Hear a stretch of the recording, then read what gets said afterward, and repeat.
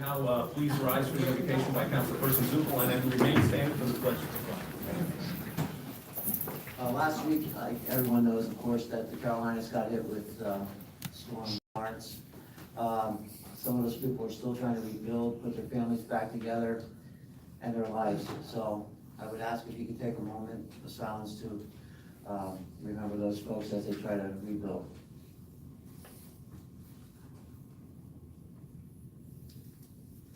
Mr. President.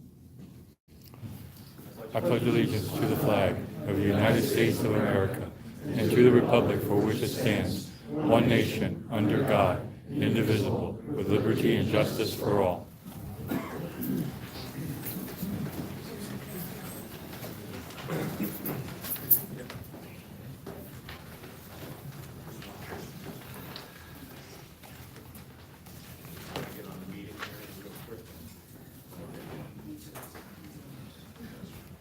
Okay.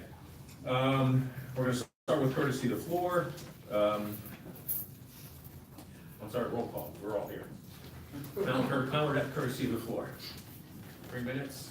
If you're representing a group, it's 5 minutes. No personal attacks. And it's items that are not on the agenda this evening. Sir. Hi, how you doing? My name is Luis Acevedo. I'm here on behalf of Mountain View Memorial Little League. I'm the new president of the league. And I have a concern in regards to the Mountain View Association. As of August 28, 2018, there's no insurance in any of the property in the location, which in fact doesn't cover insurance for the kids that are playing sports today. I had to get my own insurance for Little League because we have fall baseball. The other problem I'm having also is that they don't allow us to use the senior baseball field, which is the top field. Now I have to be going to Fountain Hill and pay them so I can use their field, which is unfair to me, to the kids, and to the organization. I would like to know who will have to address this issue and who oversees what's going on with Mountain View Association. Right now, as far as I know, they don't have funds. I pay Mountain View Association close to $5,000 for the insurance, and insurance has been canceled. That's a good question. Mountain View is a private organization. It's not part of the city. There's two organizations at Mountainville. One is the Little League and one is the association. They're in tough straits right now.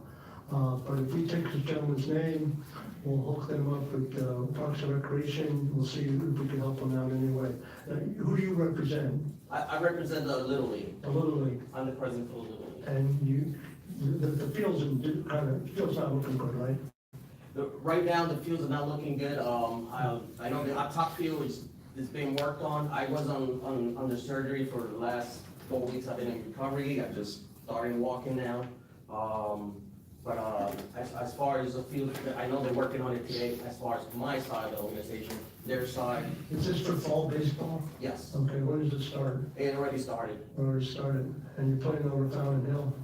For the senior team, yes, they're playing in Fountain And Hill. where did you used to play? Mountainville?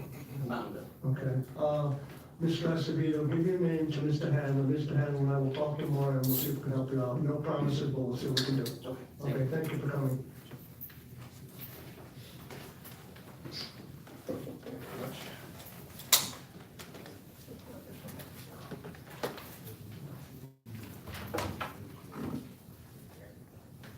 Good evening, Council President McLean, councilpersons, Mayor O'Connell, and attending city residents. My name is Leslie Bilowich. I'm the president of the Lehigh Valley Roadrunners. These are past club presidents, Neil Novak and Brian Patterson. Our club of over 700 members represents a local chapter of the National Roadrunners Club of America. Founded in 1958, that organization represents runners and running clubs in all 50 states.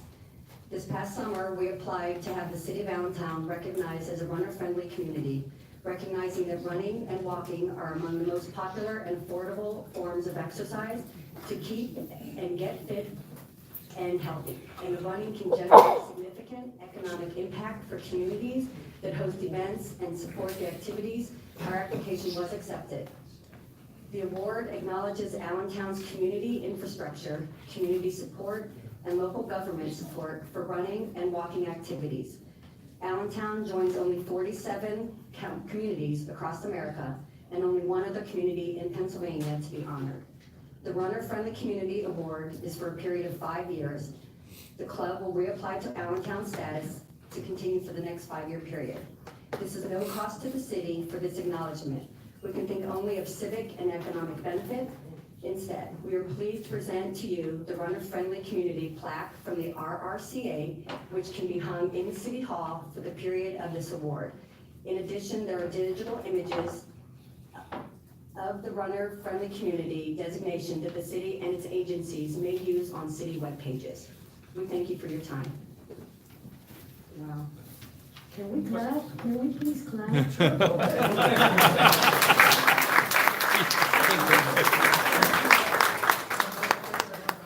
Aside here as assistant director of the largest running event held in the Lehigh Valley, the St. Luke's Half Marathon. The cooperation that the city affords, the police department, the parks department, the streets department is exceptional. It makes putting on 4,000 person races easy, and the city is certainly worthy of that award. Yeah, thank you guys very much, appreciate it. Mr. McLean, may I say something? Mr. Mayor, Ms. absolutely. Milovich, Mr. Novak, Mr. Patterson, thank you so much. This is an amazing award for the city of Allentown. We'll continue to get it. I know Mr. Zuckel's a runner. Okay, I was never a runner. I will never be a runner. But, I watch. But just a sidebar. Mr. Novak and Mr. Patterson talked to me at Truxton Middle School, and you could have two finer gentlemen representing the Lehigh Valley Roadrunners and this beautiful lady right here, okay? I know her husband, I don't know her. But, thank you again, keep up the good work, and we do have a beautiful place over there on. Thank you. They made you look good, Mr. Mayor, right? There's no easy thing. Thank you very much. Ken Ebentrager from Con Street, I work at the Allentown Tenant Association. Concerning a property, 27 West Walnut Street, which is 3 units and owned by Mr. Randolph Lewis. Unit 6 property throughout the city. Got an interesting message from not just one, but multiple tenants in the building. They messaged us saying that we should add him to our slumlord list, and of course we are trying to talk to them why. They have said that this landlord has moved to Florida, leaving his buildings unmaintained. Apparently they send check to Florida. They also have stated now they're refusing to pay rent as the fact that they have a broken fridge. The house is leaning to the rear. The roof leaks, multiple water leaks throughout the building. The bathroom pipes are broken, holes in the kitchen floors, first unit ceiling and common hallway ceilings have collapsed onto the floor. But the reason why I bring this is that the fact that part of the message is stated that they have called multiple occasions to code enforcement and said that the same code enforcement officer was sent out 2 or 4 times. The other 2 times no one ever responded. They believe that this code officer is friends with Mr. Lewis. And we're not implicating anything, I can't vouch for any of that. But what we're asking the city maybe to do is possibly see who the inspector was. And I don't even care about them, I don't talk to the inspector. Let's send a different inspector out there to see what's going on, because they've all messaged us, and they all have had a laundry list of issues with this building. It's not exactly the nicest looking one from the rear, like they said. It does look to be as if it could possibly be leaning down a little bit. Another issue I want to bring up is that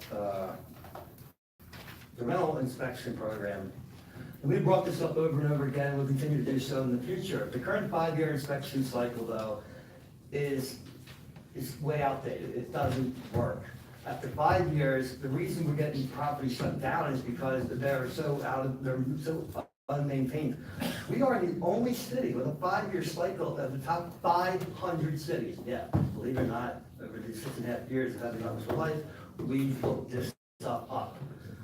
So we realize, though, that a shorter cycle obviously will not improve anything, as we do not have enough rental officers. It's an unrealistic goal. But what we do believe here is that a point system should be added to complement the current program. This way, the good landlords would keep their current 5-year cycle, not be penalized for the bad landlords, who would be having increased inspections. We have studied quite a few cities so far on this, including having personal talks with the housing coordinators in Hopkins, St. Paul, and Minneapolis, as well as 2 other towns. In talking with Christopher P. Kearney of the city of Hopkins, I asked him the following questions. I said, how long has the current system been in place? He says, since February 2008. How many rental properties? Now, obviously, this is significantly lower. They only have 5,500 units in all. But I asked him, do you feel that the housing stock had improved slightly, moderately, or significantly? And he had said significantly. Has the rate of cooperation and to be compliant increased over years, making it less frequent to have inspections on the lesser landlords? And he says yes. Has there been any negative effects of the point system? He said right now, no. This rewards the good landlords and puts the spotlight on the bad landlords, and has kept unsavory landlords from buying up more properties. We plan actually to have future talks with Hopkins as well as several other cities. We really would hope that City of Allentown would us to start looking, and we will provide you with all the information you want from these places. Last but not least, there was a planning commission meeting last week. There are a few things I thought were really interesting. Back in February, plans approved the 5300 development down by Barber and Market, which is like, probably nobody in this room knows where it is. Seriously. Well, I mean, it's a beautiful lot, though, actually. Anyway, in June, the same developer was back seeking a tax increment financing agreement, which is also known as a TIF, which has happened in Macungie and I believe one in Buffalo Township. So, to be taking a long road, this is only the first step for them. But the commissioners delayed the voting until just last week because they were skeptical in declaring the property blighted, seeking further legal counsel. And they also, all 4 members in attendance voted yes to this, with all 4 saying they were skeptical of this going through. See, lawyers apparently found no boundaries, but the Community and Economic Development Department supported the plan. But Chairman Ulrich Bosick, I'm not sure I'm pronouncing that right. Fuchik? All right, sorry, Mr. Fuchik. He questioned whether the city was setting a bad precedent for this type of designation, considering Allentown has never done, as far as he knows, a TIF. Leaving the planning commission no choice but to keep the ball rolling if developers now keep bringing this up to us. Commissioner Jeff Blazer stated that he thinks we were very concerned about this issue. Under the TIF law, blight does have a broader definition, though. In other words, you talk about a bigger reason why. Applicants must show that the revenue to be realized as a result of the project will be sufficient to offset the debt service. The development must create a certain number of permanent full-time jobs within the TIF district. I don't see how that's even possible. My main point was that you appoint these board members, and residents are confident in the choices of this. I find it just very strange that all 4 members have delayed this vote and yet didn't like it and still voted for it, saying it was a bad precedent. Now, most likely, hopefully does not even go through, because I don't think this developer is the greatest, but thank you. Mr. President, may I respond to, thank you very much. Ken, to 2 things that you said. First of all, I've had conversations with Mr. Leitner. There is a desire to look at doing a system with the rental inspection similar to what you discussed. The priority first is going to be looking at trying to increase the technology, because if we can go from a paper report system to something that would be iPad-based, which is what we're looking to do, it'll make it a lot easier to track those things. So there's Philadelphia? Right, so there's a process that's being gone through right now, but I can tell you that it is going in that direction. I would say that any of the research that you guys have done, if you could pass that along to Mr. Leitner and also get it to Mike so we can get it, I think that'll help in the conversation. Secondly, just because I want to address for everyone in the audience with the TIF,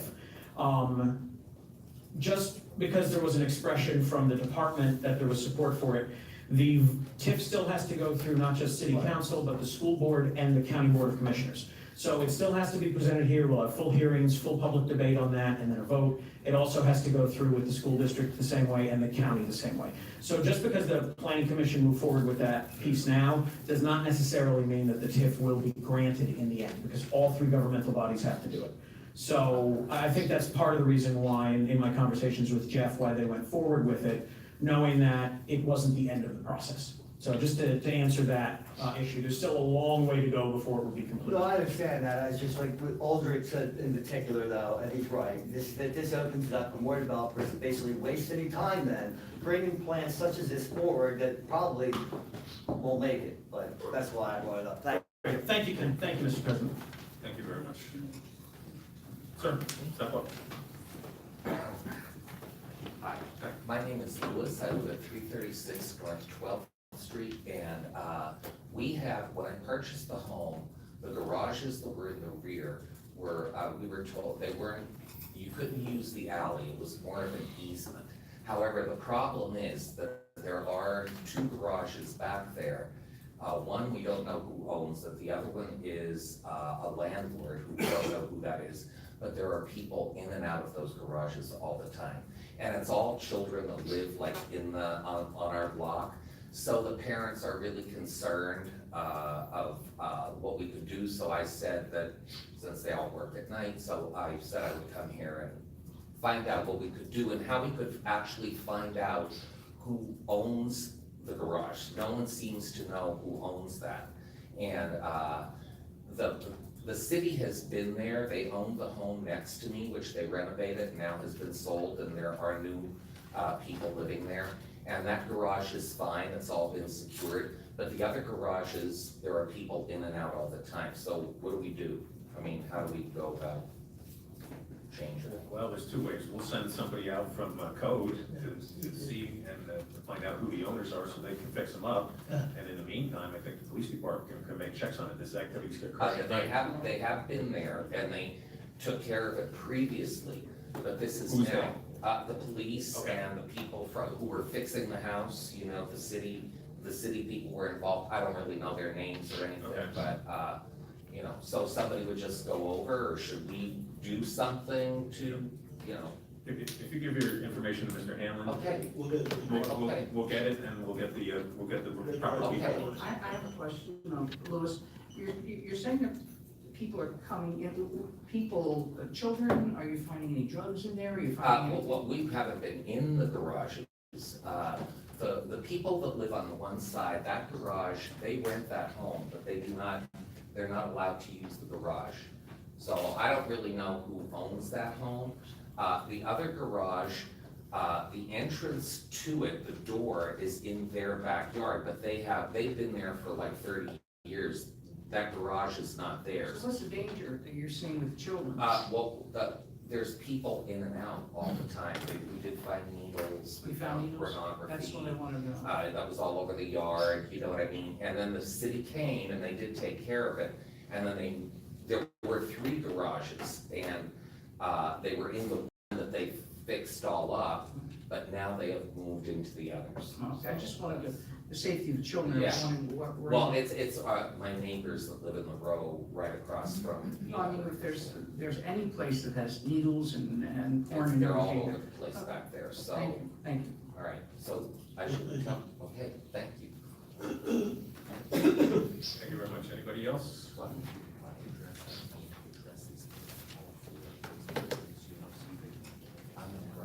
Yes, my name is Clarence Fuller. I reside at 42 North 10th Street, Allentown, Pennsylvania. Before I continue, I would like to arrange a meeting with either city council or possibly the mayor concerning the situation. I'm a youth basketball coach for the city of Allentown for the past 4 or 5 years. And in summer of 2017, I was suspended or banned for life, not being able to coach in the city of Allentown ever again for forfeiting a game. Now, according to league rules, and I quote, the first forfeit is a $25 fine. Second forfeit is a $75 fine. the third forfeit, your team is suspended for the remainder of the season, which entails that they're allowed to come back the following year. That goes against league rules, for forfeiting a game. It wasn't a deliberate act, I was running around trying to find the kids, and, for them to hand down that type of, punishment for forfeiting a game, I just don't understand, why they would, do something like that. And, afterwards, since then, I've been reaching out to various people. Pretty sure some of you city council members have received my letters from last year. I spoke with Cynthia Mota. I got a phone call from Councilwoman Candida. And I sent an email to the mayor. I don't know if he received it or not. So my question is, why would they go against their own rules and ban me for life? I believe even for fighting, it's on like a 1 year or 2 year suspension. Who is this that suspended you? Lindsay Taylor. Oh, I feel as though that she was being biased in her decision making for some reason. I've been reaching out, like I said before, to various council members. I sent letters, I sent an email to the mayor. I spoke with Cynthia Mota. She got back with me and stated to me that there's nothing that she can do for me. I just feel as though that everybody's turning a deaf ear to my situation. And I would like to somehow, some way, arrange a meeting with either the mayor or city council so I can further discuss my situation in details. So this is the meeting with city council because we can't meet with you privately, all of us together. Well, who could I meet with? Because everybody's like, they don't hear anything I have to say. Well, let's. I'd like to address you. I had a conversation with you on the phone, correct? Yes. And I understand, and also with Lindsay. And I understand there was profanity, there was arguing, there was fighting. And also you went to the, her office and the police had to be called. They were afraid. You were disparaging to them, you were cursing at them, and I remember the conversation Okay, so with Lindsay and you. why are you listening to one side of the story? No, I spoke with you, Yeah. and you admitted to Yeah, going there. you were very disrespectful too. You remember that? I have it in writing, what you said to me. You remember that phone call? I have it in writing right here. So, You may think it's this is disrespectful. going somewhere that really doesn't know to go. The bottom line, I like to deal with the facts. I was suspended for forfeiting a game. So, are you gonna turn a deaf ear to my situation? Is that what I'm hearing? Are you turning a deaf ear? It Are wasn't you just that you, sir, Okay? it just wasn't, you're making it sound like you forfeited a game and that was in the conversation and you got suspended for life for that. And you know, and I know that's And that's not true. exactly what happened. Those are the facts. Those are the facts. I have emails to prove it. All right, I'll settle this. I'll meet with you and we'll discuss it and I'll find out what exactly happened. I'll meet with you. Yeah, but I really need somebody to listen to what I have to say as well, and like I mentioned before. I just said I would meet with you and I'll listen to what you have to say. And I'll listen to both sides. All right. Okay? I'll meet with you. Give Mr. Hanlon, wait a minute. Before you walk away, give Mr. Hanlon your information. We'll set up a meeting. Well, all right. Anybody else from the public? Mr. McLean, Yes. not to prolong the situation, but you only heard part of the story, and this I have to say. Mr. Paul, I did get your email, I did not address it. We'll meet with Mr. McLean and you, as of now, everything stands status quo as of tonight. Right, nothing changes until we Nothing meet. changes. Right. Understood. Okay, anybody else? Personal attack. Don Reed, 1801 Liberty Street. I'd just like to mention, Roger, Tommy Hahn has me under new medication. I promise I won't interrupt. Are you guys allowed to share the prescription? We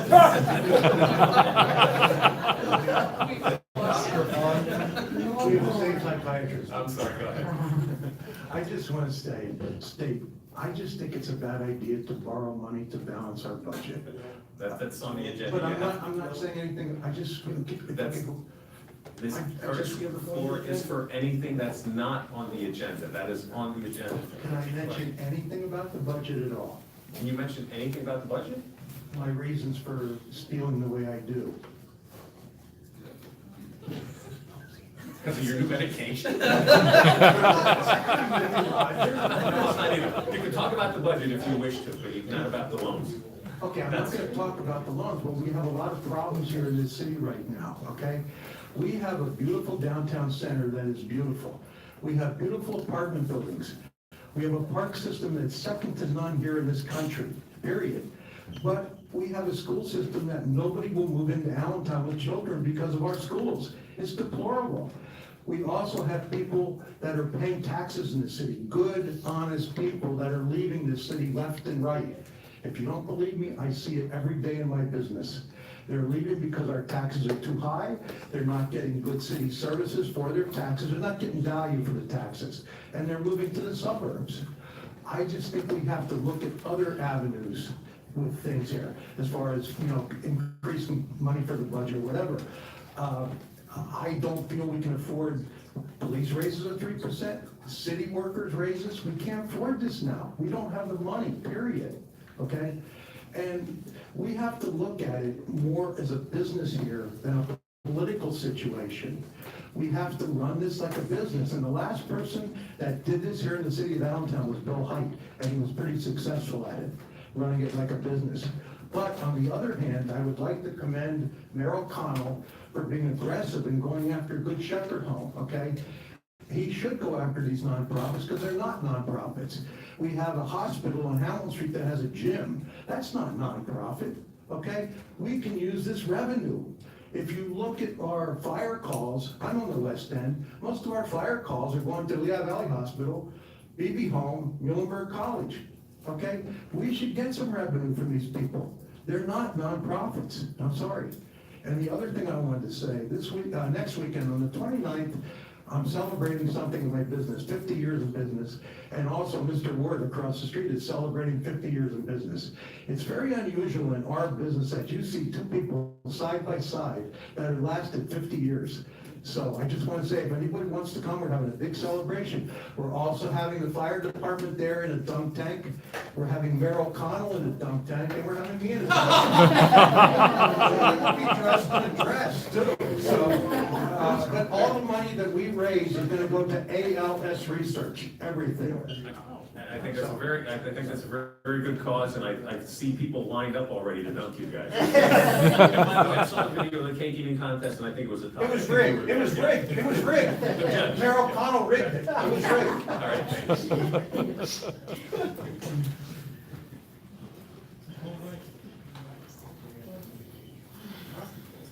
Hello, James Whitney, 1122 Hamilton Street. I just wanted to just make a quick comment about the vehicle issue and how that might affect the police captains who have city vehicles that they use. My wife and I witnessed a shooting in Allentown. Yeah, you're gonna have to wait, that's on the agenda too. It's on the agenda. Yeah. Cool, guys, so thank you so much. We'll see when it comes up. I'll see you later, okay? Okay. All right, I'll text you, all right, bye. Yeah, we'll be there. Thank you. That's what he said. It sounds like Donald Duck. That's what he said. Stop it. Anybody else for courtesy of the floor, so we can move this meeting along? Seeing nobody. All right, Mr. Hamlin, approval of minutes. Yes. Home business. Seeing none from my council colleagues or the administration. We'll go to communications. City Council held an executive session on September 12th, 2018, beginning at 4 p.m. with the Associate Solicitor and Mayor to discuss personnel matters relating to an appointment to the Allentown Housing Authority Board, to review potential litigation involving Cedar Beach Pool and pending litigation with LCA. The subject matters of the discussion are exceptions to the open meeting requirement under the Sunshine Law. Thank you very much. And next, we're supposed to be the Lehigh Valley Roadrunners presentation, but we did that, so we're going to go right to reports from committee. Committee of the Whole met on September 12th at 6:15 PM to review the refunding and borrowing legislation, which is on tonight's agenda. Budget and Finance, Mr. Garidi. Thank you, Mr. President. The committee has not met since the last council meeting, and we don't have any, committee meeting scheduled, that's so, that. We're getting towards the end of the year, so you'll have plenty. Yeah, we will, next Yeah. month. Budget and Finance, you just did that. Community and Economic Development, Mr. Robinson. Thank you, Mr. President. The committee met last week on September 12th to discuss budgetary priorities for Mr. Leitner for the year moving forward. We had a productive conversation. There's a lot of change that we will be seeing when the budget is proposed, and we do not have a future meeting scheduled at this time. Thank you, Mr. President. Thank you very much. Human Resources Administration and Appointments, Ms. Aho. Thank you, Mr. Chairman. The committee met this evening and on September 12th to review the upcoming budget issue. There are no future meetings scheduled. Thank you very much. Parks and Recreation, Ms. Moda. Thank you, Mr. President. The committee met on September the 12th, and there are no future meetings scheduled. Thank you very much. Public Safety, Mr. Hendricks. Thank you, Mr. President. Committee met this evening earlier, and at this time, there's no future meetings planned. Thank you very much. Public Works, Mr. Zuko. Thank you, Mr. President. The committee met this evening regarding Bill 57, transfer of funds regarding stormwater fee. The next meeting is not yet scheduled. Thank you very much. Rules Chambers, Intergovernmental Relations and Strategy, that's me. We have not met since the last meeting, and no future meeting is set at this time. Thank you very much. Now we're going to move on to the administration report. Mr. Mayor. Thank you, Mr. President McLean. Just to, excuse me, a few items. The Pennsylvania Commission on Crime and Delinquency is awarding the city and promised neighborhoods nearly $150,000 grants to reduce the incident of gun violence. The money comes from the Commission's 2018 Gun Violence Reduction Initiative. The city will partner with Promised Neighborhoods. They will be the agency while working through to plan and pilot the Cure Violence Program model is designated neighborhoods within Allentown. The program aims to reduce gun-related assaults, robberies, and homicides by 10% in the first year. Fire Department, one of our former firefighters, Battalion Chief Richard Schott, was enshrined Saturday in the International Association of Firefighters Fallen Firefighter Wall of Hall of Fame. The Colorado Springs, Colorado Memorial honors firefighters across the United States and Canada who have died in the line of duty. And obviously, we're very proud of Richard Schott. When I was a principal at Truxtun Middle School, it would respond often to bomb scares, okay, at Truxtun Middle School. But a fine gentleman, and long overdue that he'd be enshrined in the International Association of Firefighters Fallen Heroes Wall of Honor. This past Saturday, we had lots of events. One was the Classic Car Show. It was more than 100 cars. I had a mayor's choice, and I had some help from Miss Affa on that one. We sat in it. It was a 1955 black Thunderbird. It was unbelievable, mint condition, and that was my choice. We gave out 25 to 30 awards. It was great. I know Mr. Zuckel, he's involved in classic car shows, but you had another commitment that day. But hopefully next year you'll be here. We had over 1,000 people. It was just a fun day. We had the intercultural festival down at Arts Walk. It was a tent. It was attended. We wish there would have been more attendance, but people were there. And the West End Food Festival, unbelievable. Man, it was jumping. Probably had, I went anyway throughout the day, probably 5,000 to 8,000 people come and go. So a lot of things are happening in Allentown. Well, we continue to do that. And one thing that was really important to us, that after the car show, they all went cruising. They went cruising out to the Ritz. And I want to just thank former Chief of Police McLean, Captain Hendricks, and Sergeant Zuckel for not getting out your traffic ticket books, because they were cruising Hamilton Street, Linden Street a couple times and right out to the Ritz. But all kidding aside, it was a great day for Allentown. We have lots of great things happening in Allentown, and we'll continue to make Allentown better and include everybody, more inclusiveness than exclusiveness. So great day, and Ms. Mona, you're going to get to it probably on the good and welfare, but we've got a good celebration coming up for Hispanic Heritage Month. I won't take your thunder. When that comes up, please do it. But it's hopping. Allentown's hopping. Thank you. Oh, and one other thing. We had a Mexican flag raising ceremony on Sunday. We had about 300 people here. I had to go to another event. My managing director, Mr. McMahon, stayed here. He danced the whole 3 hours. He had a sombrero on. I mean, but it was fun. Those are good events. I mean, we got a lot of tough times ahead of us. We know that with the budget, but that's what makes Allentown a great city. Thank you. Go ahead. I agree with you, Mr. Mayor. That entire day was so proud to be an Allentonian. Like the car show was wonderful. I thought about stealing, but easy here, it's so hard. So, but then to be able to go to the festival and the food festival, and it was crowded everywhere. Mhm. And it's such a nice thing to see in Allentown, an entire day of so many events that you can attend. So, good job.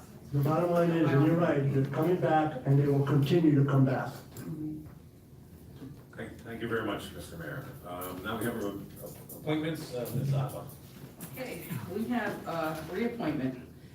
Council tabled Mr. Jennings' appointment to the Housing Authority at the last council meeting, contingent upon getting information about federal tax forms, the 990, and policies related to that filing because of issues brought up by Mr. Whitney. Mr. Jennings has informed council that the 990 forms will be revised to comply with the existing policies at the time. His board is reviewing the policy relating to who receives grants. An independent examination of the practice, as requested by Mr. Jennings, is being done by the Pennsylvania Department of Community and Economic Development. So do I have any questions from my colleagues? Anybody from the public?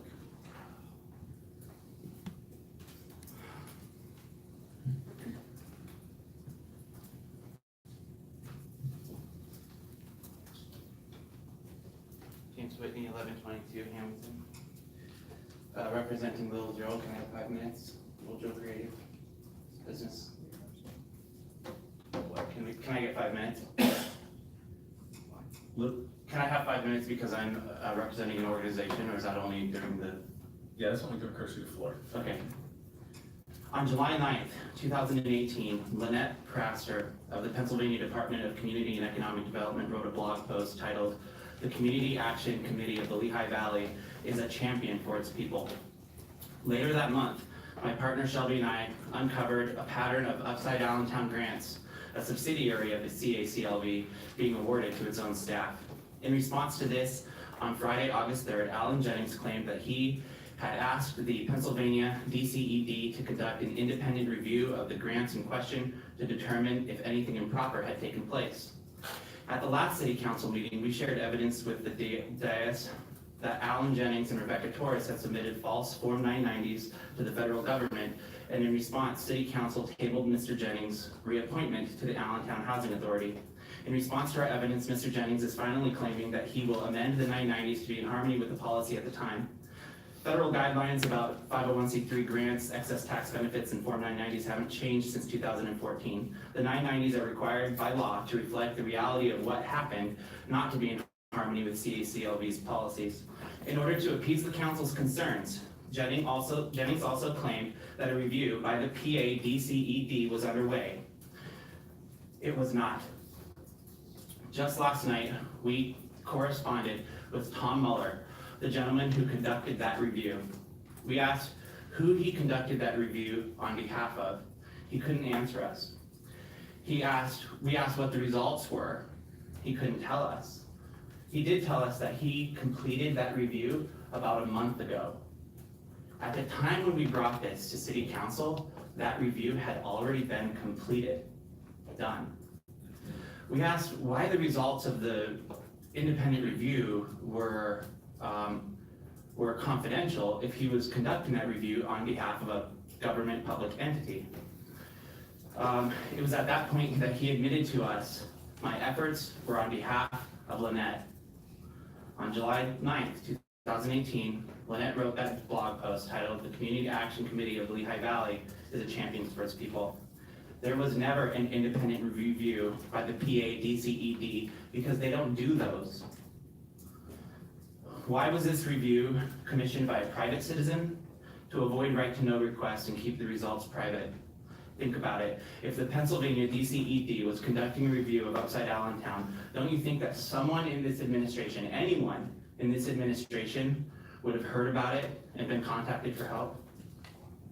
Wouldn't Leonard Leitner been aware of it? We reached out to Mandy Book, a director at DCED, and she told us she had never heard of this review and that she couldn't find Tom Muller's contact info in the agency's directory. In Lynette Praster's glowing review of CACLV, she quoted Jennings saying, "We're constantly testing the system. CACLV has been the conscience of the Lehigh Valley." Mr. Jennings, if that's true, then we need to sit down and determine how these illegal acts outlined in our audit were able to happen within within CADCA. Only by working together in full transparency can we ensure that they never happen again. Until then, you shouldn't be appointed to the Housing Authority. Thank you. And I'd love to hear you guys' thoughts and explanations for that, because the agenda communicated to the public that there's an ongoing investigation into these matters, and that is being used in consideration of reappointing Mr. Jennings. But like I said, the Mueller investigation of Allentown actually concluded a month ago, and the results of those were not shared with you, and you were led to believe that it was still ongoing. Thank you. Anybody else from the public?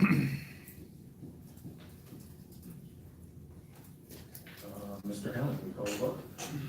Ms. Sacco? Yes. Agree. Due to my association with the Allentown Housing Authority, I'm on the board, and I'm also a city councilman, I had to recuse myself from voting for this particular issue. Okay. Mr. Hendricks? At this point, I'm gonna vote no. Ms. Moda? Recuse myself from voting. Why? Conflict of interest. Mr. Robinson? Yes. Mr. Zuko? No. Mr. McLean? Yes. Mr. President, I have 3 yeas and 2 nays. That constitutes a yes.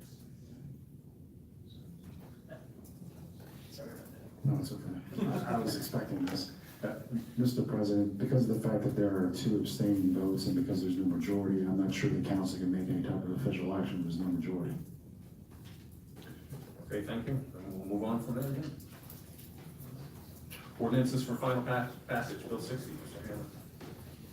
Bill 60, okay, Bill 60 authorizes and secures the issuance of 1 or more series of general obligation bonds to principal amount of $30 million pursuant to the Pennsylvania Local Government Debt Act to authority refund all or a portion of the city's general obligation notes, signed, federal tax general obligation pension refund for construct, repair roadways, requires certain apparatus and equipment, requires municipal interest on the Allentown Commercial Industrial Development Authority, land, properties, to set authority pursuant to the lease agreement dated November 9, 2006, for so much as the project is available, and C, pay the cost of issuing the bonds, accepting the purchase, the payment, setting parameters, substantially form of and conditions for issuing the bonds, subject to prevailing credit of the taxing power of the city to secure the bonds, creating a sinking fund and appointing a paying agent, and sinking fund depository, authorizing the redemption of the fund obligations, and authorizing the like that. Thank you. Maybe you can share Mr. Solicitor's microphone. Oh. Mr. Camacho. Thank you. But, yeah, Tawana will be mad again tomorrow. Tell him right. Yeah. Okay, anything from my colleagues on council? I'm sorry, we'll go to the administration first, I'm sorry. Thank you, President McLean and members. Thank you for your favorable consideration of this committee as a whole a week ago. And this is a very complex package, but we tried to explain, and I have the same folks here, just in case there are any other questions that come up tonight, to explain why we are proceeding with this particular package, and we welcome your favorable consideration on that bill. Great, thank you. Open it up to council. Mr. Green. Oh, thank you. I was one of the people who actually voted to recommend it favorably. However, since that, I have reviewed it a little further, and I have some questions that I'd like to post out to you, my colleagues, and also to Mr. Garso. I sent all of you an email about this last week, I think Saturday. And I'd just like to get a clarification on this, and it's in regards to, if you had the booklet that was given to us last week, page 7, particularly, I'm looking at the series 6, actually, let me see, the taxable general obligation bonds, series A of 2018, pre-funding the 2006 lease rental debt, and that's about a little bit over $7,855,000. Yield bond is at 3.75%, and contingencies are 432.58, and it has a negative savings of $709,847. Now, when you look at the other bonds there, they actually have, you add it up, you come up, if you look at the rest of the bonds, with the general obligation, tax exempt, and the tax pension, you come up to about $438,000.80 and $80.39.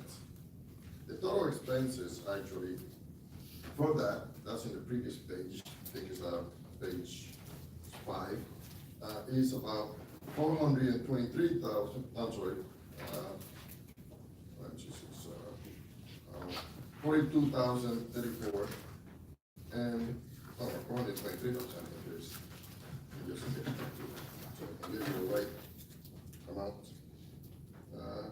432,000, and when you subtract that from the total earnings of 438, you actually get 14,675.39. So what I'd like to talk, what I'd like to actually see a little bit less is about 432,000, 14,675.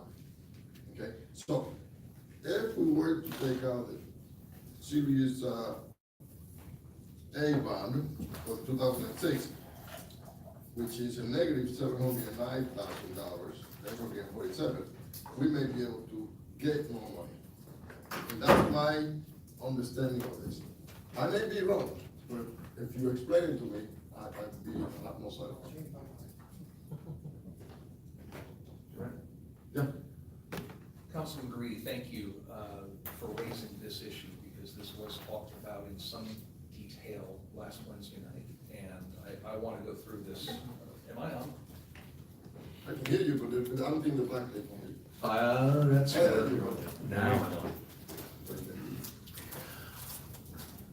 There are 3 components to the savings calculations that are found in this particular refunding and short-term debt financing package. The 2004 and 2009 series debt, the 2004 pension obligation bonds, the 2009 general obligation debt, have between them an overall savings to the city that is a little over $1 million. And the way in which this transaction is going to be made, that $1 million will actually be coming forward to the city as a cash payment at the closing of this that we are going to use to put into reserves after we have been able to pay down a little bit more MMO on that, because that's the legal purpose that's tied to that $1 million, but we will essentially be able to save $1 million that we don't have to spend on it from our existing budget, which means we get to save $1 million, which will help with our overall fund balance start 2019. The issue on the 2006 loan is simply this. Yes, right now, the effective interest rate, it's a variable rate loan, with a current interest rate of 2.5%. What we have brought forward to you would indeed result in effectively a negative savings, in that we are proposing a fixed rate loan that would be around 4%. But as we discussed at the last meeting, the large reason that we are proposing this and bringing it forward to you is that it's an interest rate risk issue.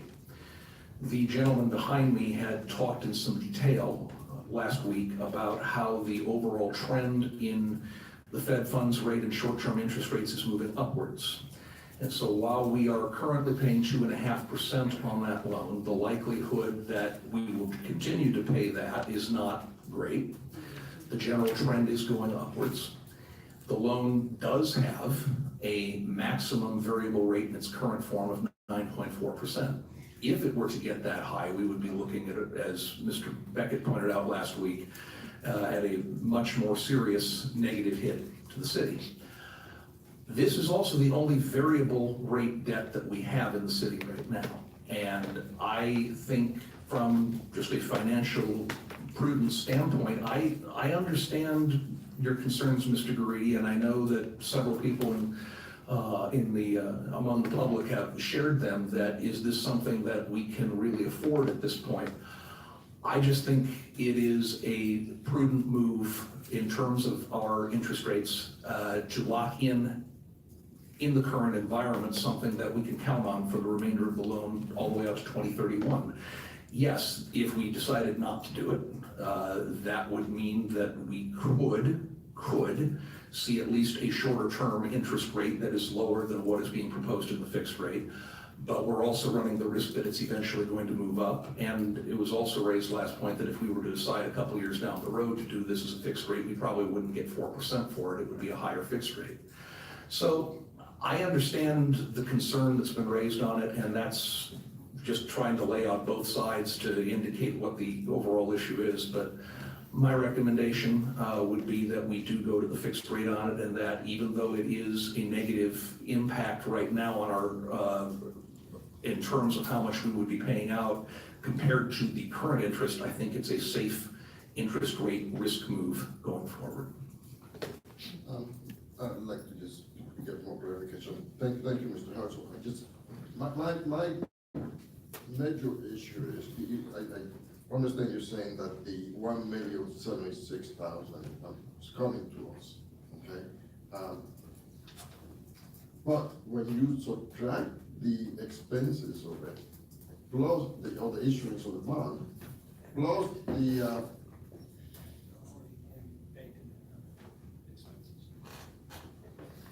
So my understanding from Mr. Beckett is actually that $1,076,000 is net of those expenses.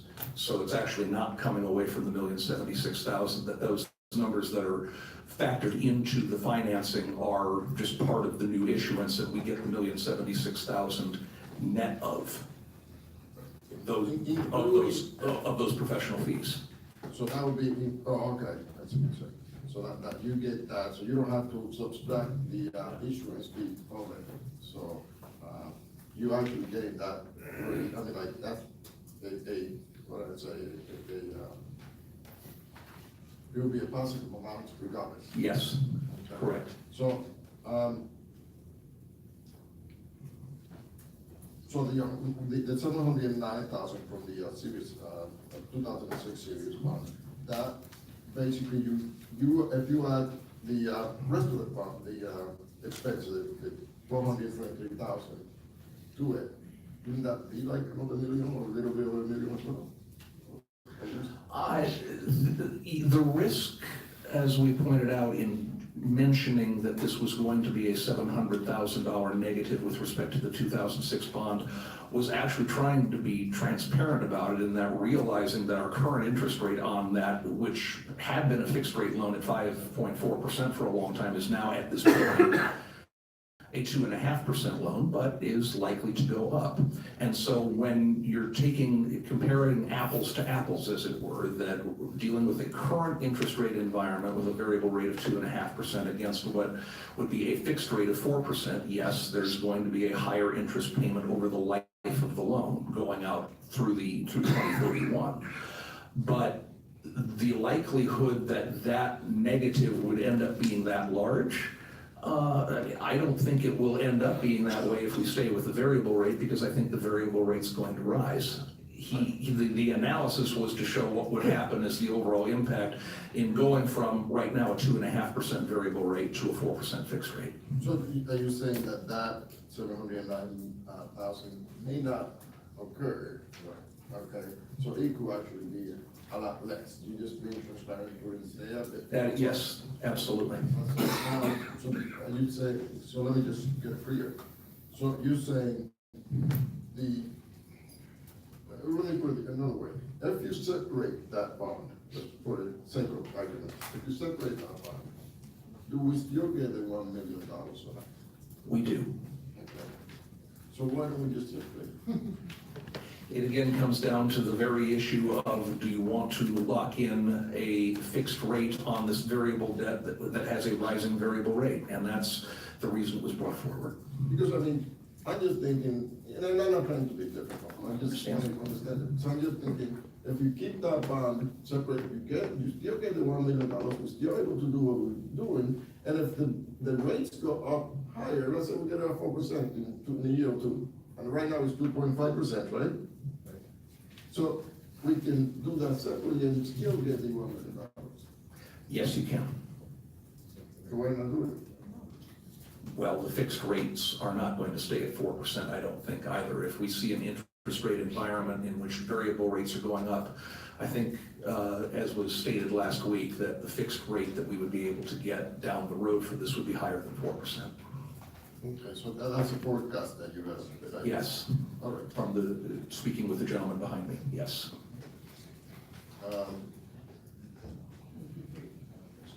I'll leave it to you. Got to mold it over a little bit more. Understood. Thank you very much. Good questions. Thank you, Mr. Green. Ms. Mota? Okay. The question is, explain to me, variable rate.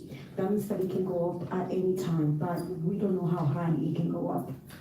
In the nature of the 2006 loan, Councilwoman Mota, as it was created, it had a fixed rate for 10 years at 5.4%, and then it went to a variable rate. That variable rate is effectively the London Interbank rate plus 40 points, which is kind of a fancy way of saying that it is right now a little bit, 40 points above what would be traditional interbank lending rates. And so right now it's about a 2.5% rate. But the provisions of the loan are such that the variable rate can go as high as 9.4%. So if the variable rates continue to rise, there is no cap on that rate with respect to this loan until you reach 9.4%. So that is the upper bound risk that we have in keeping it as a variable rate. So this is sort of like playing the Russian roulette. It can go up at any time. Unless we do this, is that what you're saying? That's the risk you're running, is that you will have that interest rate rise on a variable basis if you leave it that way.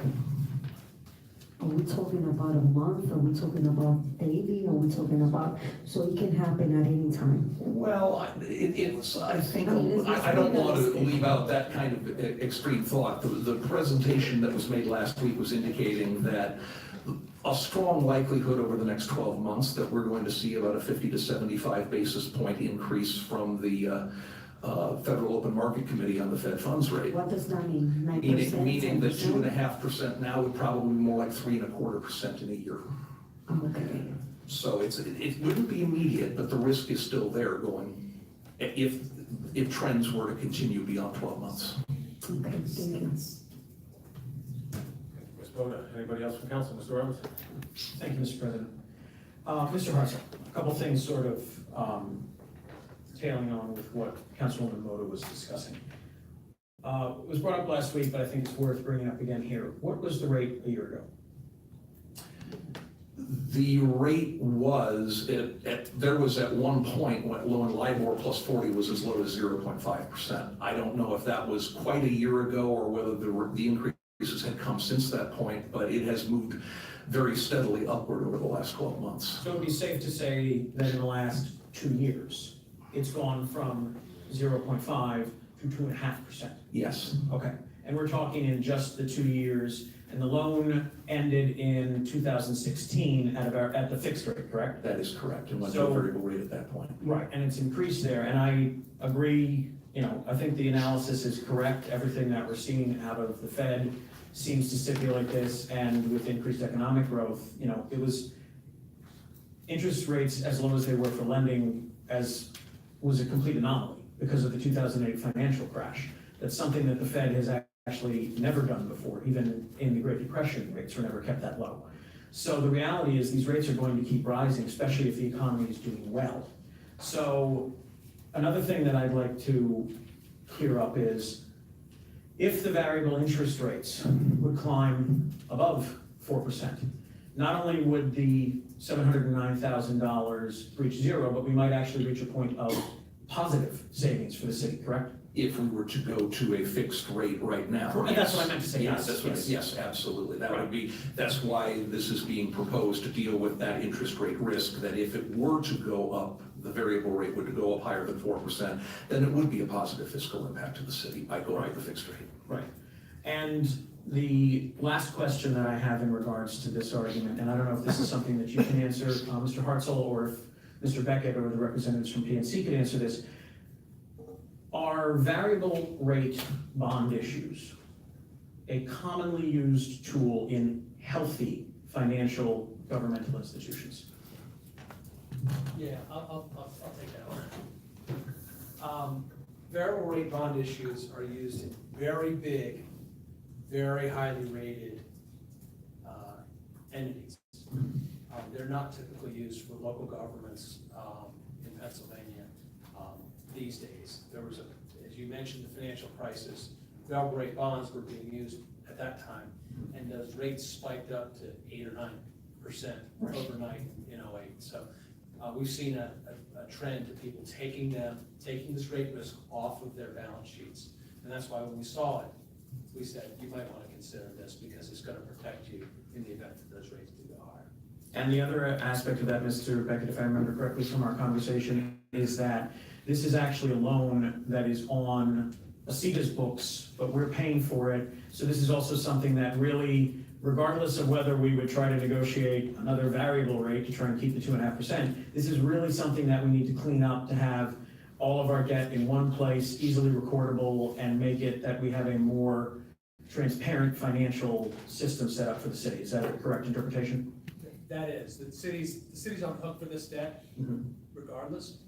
So it makes a lot of sense to me at least, to put it on as general obligation debt. You're gonna save some of the seed is paying agent fees, which you're paying anyway. Right. So that's a little amount, but it's still something.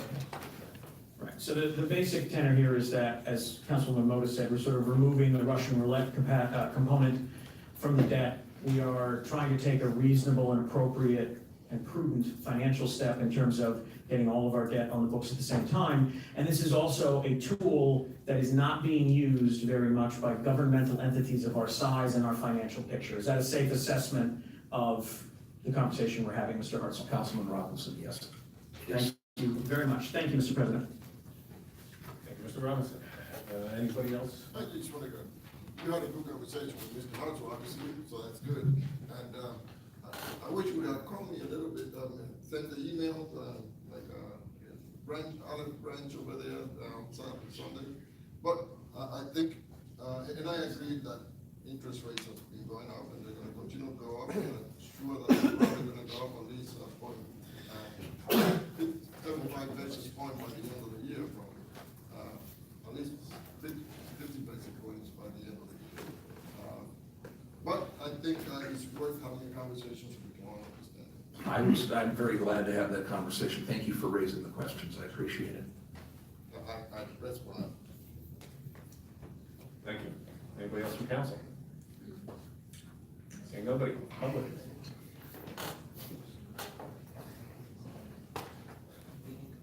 Thank you, Mr. President. My first question is, could council amend this bond ordinance?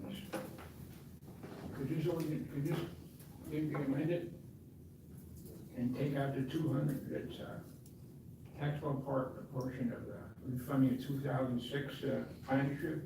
Because as Ms. Harper's explained, interest rates only gonna go up to 2.3 next year, so there's still a savings a year down the road. Why would you throw savings away when we need money to balance the budget? We need money to balance the budget, because we can't keep asking the poor people to raise their wage taxes and everything else. To look at this whole thing is to take the $7 million out and refund it when the interest rates get closer to 4%. And possibly we can negotiate the contract. We have a contract with the bank. As Mr. Robinson said, we possibly can renegotiate the contract and maybe have a lower loan, because banks like to deal with municipalities. And maybe 1 year down the road or 2 years down the road, we can renegotiate the contract. I mean, why would we throw savings away when there's a savings there and go in a hole? I mean, the council got to review that and amend this ordinance and take that money out to 7.9 and finance the rest, which I have a question on. Because you look at this information that was provided, the savings, if you keep the $7,000 or $9,000 in, would only be $438,000. But if you take the expenses and you add in that $17,000 expenses, even from the issuing agent, it would exceed the $438,000. So there really would be no savings by doing this bond issue, by keeping $7,000 or $9,000 in. By taking the $7,000 or $9,000 out, you would have a savings. By keeping it in, it would cost you more than what your savings are. So that's another reason to take that $7.8 million out. And while I'm on that, can Ms. Hartzell tell me who the paying agent was on the bond issues from 2004? Because you said there was nobody available to do bank, Wilmington Bank. Who was the paying agent for the 2004 bond? U.S. Bank, which is the Minnesota bank that I was referring to some time ago, my understanding is was the paying agent on the 2004 pension obligation bonds. What was the name again? U.S. Bank, which is headquartered in Minneapolis. And not New York City, though? No. But not anywhere near Allentown. No, I agree with you. Nobody's arguing that thing. I just want to know what paying agent, because you said there's only 4 banks to do it. And my next thing is, somebody can explain to me, because I started on city council in 2006, I do not understand, I do not remember this lease that we did in relation to ACIDA, where we borrowed this loan of $10 million. And Mr. Gritty doesn't even remember it. Can you explain this lease that we did in 2006, Mr. Hartzell? That was the arrangement that was made to actually draw down this $10 million loan. And I'm going to, on the technical aspects of this, let Mr. Beckett speak to it because of exactly what was involved in that transaction. So Rob, did you explain anything? He's gonna explain. So in 2006, the city sold or leased to CETA some of its owned property and took a one-time lease payment, a lease payment back from the CETA to the tune of $10 million. That's all. That's an upfront. And then subleased that property back. So the city maintained the use of that, but did a financial transaction to generate $10 million in cash. I wasn't here in 2006, I can't tell you what you did with it, but what I can tell you is that type of transaction, when you look at it and you see it in other places, is typically done to plug a budget hole. Mr. Chairman, can I have 2 more minutes? Okay, thank you, Mr. Chairman. My question is, he really didn't answer anything. Because in 2006, I'm sure they would discuss it more about leasing city land out or city property out in reference to our loan. And I think this issue also has to be researched as it comes to the loan. And my final question, Mr. Chairman, since you gave me another 2 minutes, I'll let me know. Is can somebody, first, I think before you approve the plan, you should get more information on this lease up deal. Because I remember nothing, Mr. Grid doesn't remember nothing. And this gentleman comes up with an answer, but I don't know if it's a true answer. And my next thing is $1 million reimbursement for Commonwealth and city share of road construction costs. My question is, was this money borrowed before for these construction costs? And now, if it was, why are we seeking another reimbursement or a loan since we did borrow the money for these capital projects, is Wembley not reimbursement, did we borrow any money prior for these capital projects, now we're seeking money? The answer to that is no. So what happened that we didn't have the money when the projects were done? Because we filled the bond issues for these capital projects. We are going to touch on that, I believe, in Bill 58, and that $1 million is intended as to provide the Department of Public Works with essentially a grant matching money so that we can apply for much larger state transportation and public works grants. And that is the purpose for it. We have not lent that out or taken a loan out for that portion of it at all. I know it's after you have 30 seconds, Mr. President. I don't think you do, Lou, come on. 15? Well, my question is, would you take a loan of 4% if you can have a loan for 2.5%?